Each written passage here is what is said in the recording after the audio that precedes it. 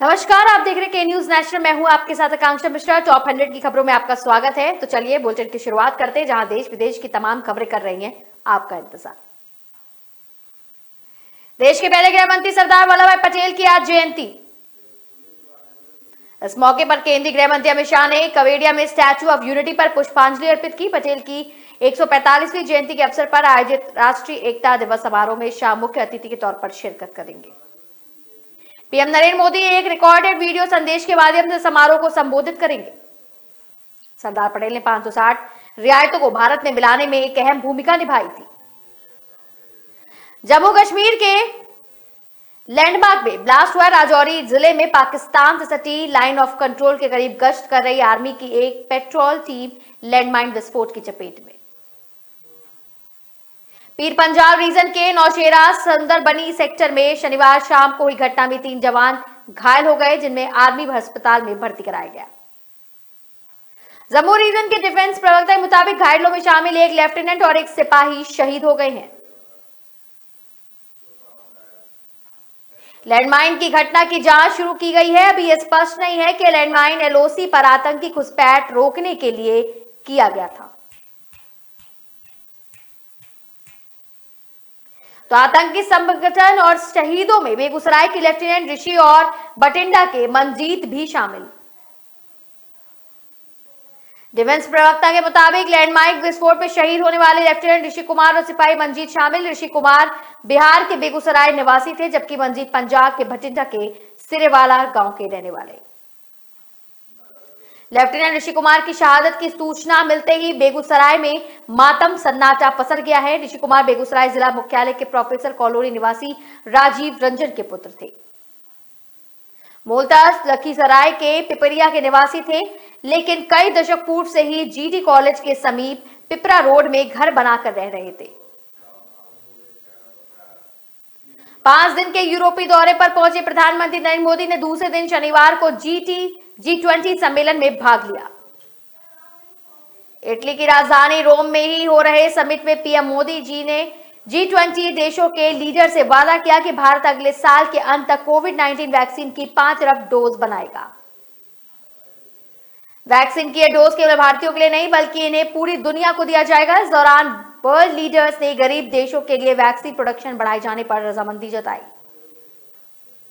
PM Modi ने G20 देशों से भारतीय कोविड-19 वैक्सीन कोवैक्सीन के WHO से इमरजेंसी यूज के अप्रूवल दिलाने की मदद मांगी। मोदी ने कहा, वर्ल्ड हेल्थ ऑर्गेनाइजेशन से अप्रूवल मिलने के बाद अब नई दिल्ली को 5 अरब वैक्सीन बनाने का टारगेट हासिल करने में आसानी होगी। रोम में पीएम मोदी ने G20 के global health and global economic session में भाग लिया। इसके साथ मौजूदा विदेश सचिव हर्षवर्धन श्रृंखला ने बताया कि प्रधानमंत्री ने G20 देशों के लीडर्स को भारत की मेडिकल सप्लाई के बारे में बताया। पीएम ने बताया, कोविड-19 महामारी की शुरुआत के बाद से भारत 150 देशों को मेडिकल सप्लाई दे चुका है। श्रृंखला ने बताया कि प्रधानमंत्री ने भारत में 1 अरब लोगों को कोविड-19 वैक्सीन की पहली डोज दिए जाने पर अपनी सरकार की सफलता की जानकारी भी दी। समिट की शुरुआत में हुए सेशन में पीएम मोदी और इटली के पीएम मारियो ड्रागी ने एनर्जी के क्षेत्र में मिलकर काम करने की सहमति जताई। G20 के सभी नेताओं ने फ्रंटलाइन वर्कर्स के साथ फोटो खिंचाई।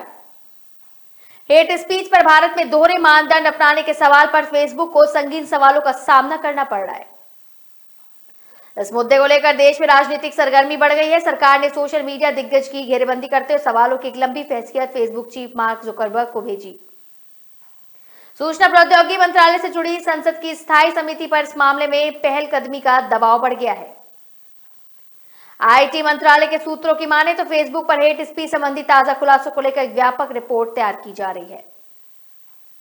कंपनी से पूछा गया कि भारत में हेट स्पीच को रोकने के दोहरे मानदंड क्यों अपना रही है। हेट स्पीच रोकने के लिए उसकी अन्य देशों में पॉलिसी, अमेरिका में किए जा रहे उपायों और भारत में किए जा रहे खर्च की तुलना भी पूछी गई है। यह सवाल इस लिहाज से अहम है कि भारत में 40 करोड़ एफबी यूजर्स होने के बावजूद कंपनी हेट स्पीच रोकने के बारे में 86% खर्च अमेरिका में करती है। कैप्टन अमरिंदर सिंह पंजाब में नई सियासी पारी पर अडिग हैं। अमरिंदर ने कांग्रेस नेताओं के साथ किसी तरह की बातचीत से इनकार किया। उन्होंने कहा कि अब तालमेल का वक्त नहीं बचा। उन्होंने कहा कि काफी सोच विचार कर उन्होंने कांग्रेस छोड़ने का फैसला लिया है, वो उस पर कायम है। सोनिया गांधी के सपोर्ट के लिए उनका धन्यवाद करते हुए कहा कि वो अब कांग्रेस में नहीं रहेंगे। कैप्टन को लेकर चर्चा थी कि कांग्रेस के कुछ सीनियर नेताओं ने उनसे बातचीत की। उन्होंने कहा कि मैं जल्द ही अपनी पार्टी लॉन्च करूंगा, जिसमें भाजपा और अकाली दल के बागी धड़े के साथ पंजाब चुनाव लड़ूंगा। यह सब किसान आंदोलन का मुद्दा हल करने के बाद ही होगा। उन्होंने कहा कि पंजाब और किसानों के हित में वो एक मजबूत ताकत बनाएंगे। हालांकि कैप्टन को लेकर पंजाब से लेकर दिल्ली तक कांग्रेस की चिंता बढ़ रही है। कांग्रेस को अगले विधानसभा चुनाव में कैडर वोट बंटने का डर सता रहा है।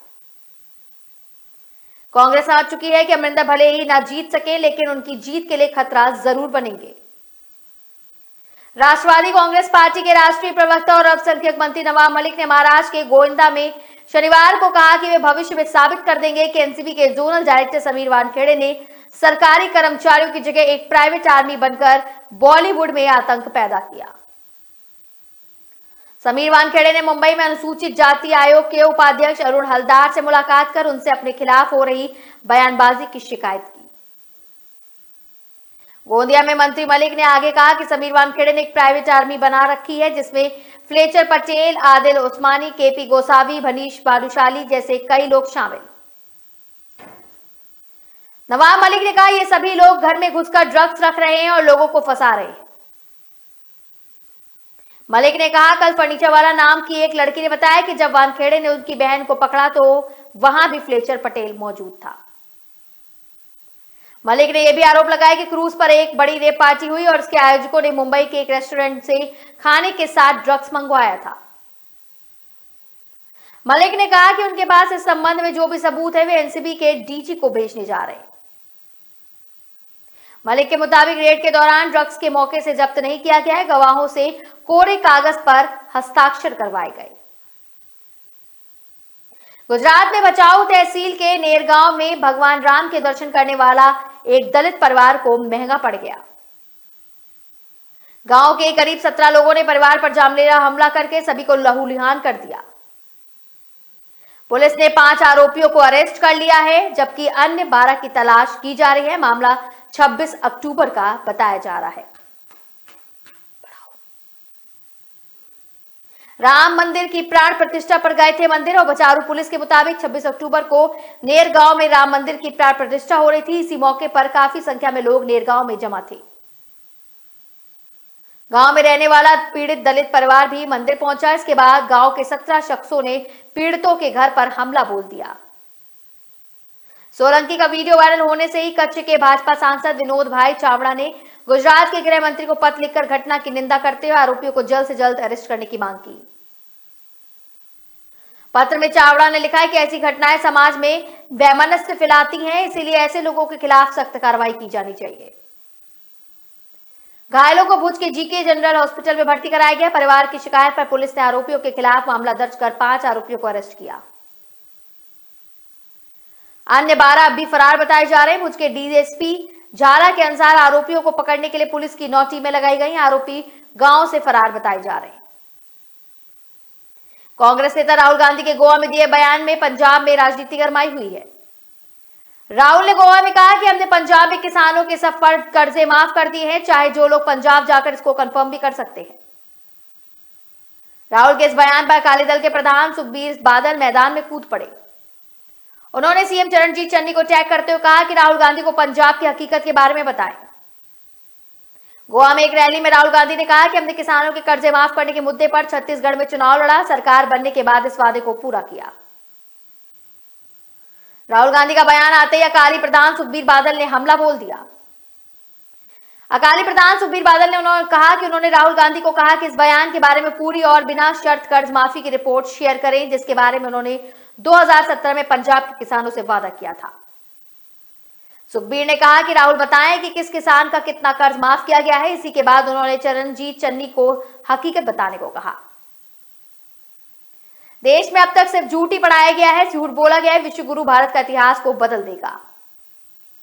आजादी से पहले की आजादी के बारे में भारत के एजेंट बैठाकर लेखक और इतिहासकारों से अपना पक्ष लिखवाया करते थे। यह बात मध्य प्रदेश के स्कूल शिक्षा मंत्री इंदर सिंह परमार ने हायर सेकेंडरी स्कूल के प्राचार्यों के एक्सपोजर विजिट एवं कार्यशाला के समापन पर कही। उन्होंने कहा, आजादी के बाद शिक्षा को लेकर कई प्रयास किए गए, लेकिन अब हम ठीक दिशा में बढ़ रहे हैं। मंत्री परमार ने कहा कि अब तक झूठ बोला गया, गलत पढ़ाया गया, सोने की चिड़िया कहे जाने वाले भारत के बारे में भ्रम फैलाने की कोशिश की गई। इसी कारण शिक्षा के क्षेत्र में इतनी गिरावट आई है। भारत की परंपरा में शिक्षा बाजार नहीं है। शिक्षा रोजगार दे सकती है, लेकिन स्वयं शिक्षक बाजार पर आश्रित है। इस सोच को बदलने के लिए सकारात्मक वातावरण बनाएं। प्राथमिक शिक्षा का स्तर गिरता जा रहा है, उसे उठाने की जरूरत है।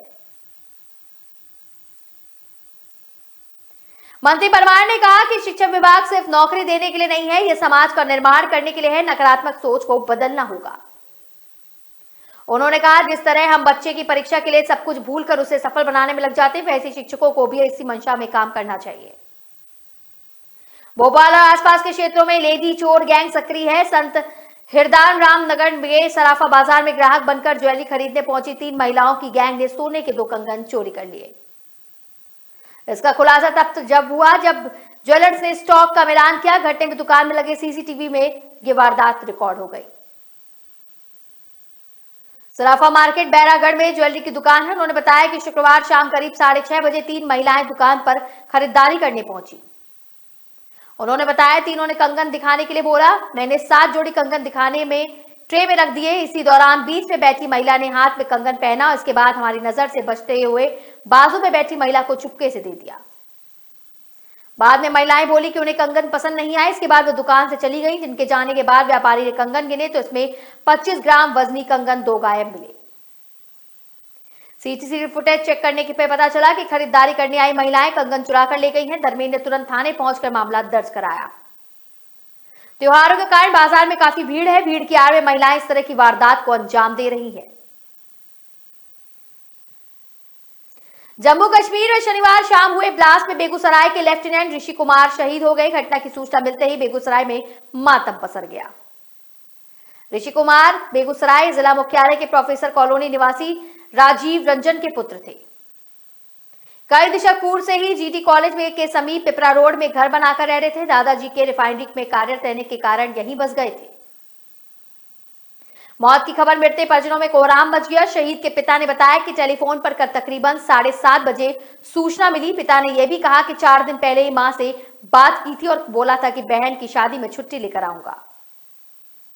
घटना की सूचना मिले पर सेना में कार्यरत ऋषि के रिश्तेदार मौके पर पहुंच गए। इधर इकलौता पुत्र को शहीद होने की खबर मिलते ही पूरा परिवार बेहाल है। परिजनों ने बताया कि हम सभी ऋषि की छोटी बहन की शादी 29 नवंबर को करने जा रहे थे। उसकी तैयारियां हो रही थी। 22 नवंबर को ऋषि की बहन की शादी में शामिल होने की उम्मीद जताई जा रही थी। इस पर अंकुश लगाने वाली पुलिस का खुद इस कानून को तोड़ने का एक वीडियो सामने आया है।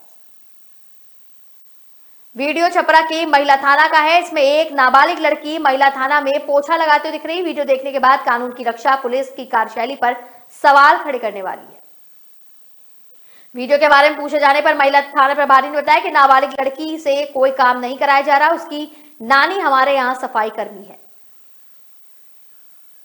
वीडियो के बारे में पूछे जाने पर महिला थाना प्रभारी ने बताया कि लड़की भी उसी के साथ में गई है। नानी का हाथ बचाने के लिए पोछा उठाकर रखने जा रही थी, तभी किसी ने इसका वीडियो बनाकर उसे वायरल कर दिया।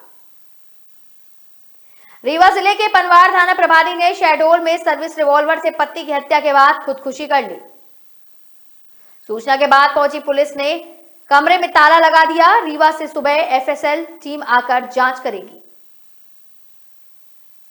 पनवार थाना प्रभारी हीरा सिंह परस्ते, पत्नी रीना रानी परस्ते 14 साल के बेटे और 9 साल की बेटी के साथ किराए के मकान में रहते थे। उनका घर पुलिस लाइन के करीब है। हीरा सिंह मूलतः अनूपपुर जिले के खमरिया गांव के रहने वाले हैं। दोपहर करीब 3 बजे टीवी देख रही थी बेटी और बेटा ट्यूशन गया था। पत्नी रानी कमरे में थी। हीरा सिंह ने बेटी से टीवी की आवाज तेज करने के लिए कहा। उसके बाद खुद दूसरे कमरे में चले गए। थोड़ी देर बाद पटाखे जैसे चलने की आवाज आई। पड़ोसी ने बच्ची से पूछा तो उसने आवाज की बात कही, फिर ध्यान नहीं दिया। पड़ोसी ने माता पिता के बारे में पूछा तो बच्चे ने कमरे की ओर इशारा कर दिया। मौके पर पहुंची पुलिस ने दरवाजा तोड़ा। अंदर देखा तो रानी और हीरा सिंह दोनों ही लहूलुहान हालत में पड़े हुए थे। पास ही सर्विस रिवॉल्वर पड़ी थी। पुलिस ने रिवॉल्वर को जब्त कर लिया है। कैलाश विजय वर्गीय का कहना है कि महंगाई विश्वव्यापी समस्या है। कोविड के बाद पूरी तरह दुनिया की महंगाई का असर इसलिए भारत पर भी पड़ने लगा है। विजयवर्गीय शनिवार को निजी कार्यक्रम में शामिल होने के लिए जबलपुर पहुंचे। उन्होंने दावा किया कि भाजपा चारों सीटें जीत रही है। महंगाई और किसानों के मुद्दे पर लोगों की नाराजगी पर सवाल पर विजयवर्गीय बोले, महंगाई विश्वव्यापी समस्या है। कोविड के बाद कई चीजें बदली हैं। जिस तरह से भारत ने संभलते हुए ऊंची विकास की दर को हासिल किया, उसी तरह श्रेय मोदी सरकार की नीतियों और प्रयासों को जाता है। राजस्थान की 2 सीटों के लिए शनिवार को हुए विधानसभा उपचुनाव में 70.41% मतदान हुआ। शाम 6 बजे तक चली वोटिंग में वल्लभनगर सीट पर 41.45% और धरियावद में 39.38% मतदान हुआ।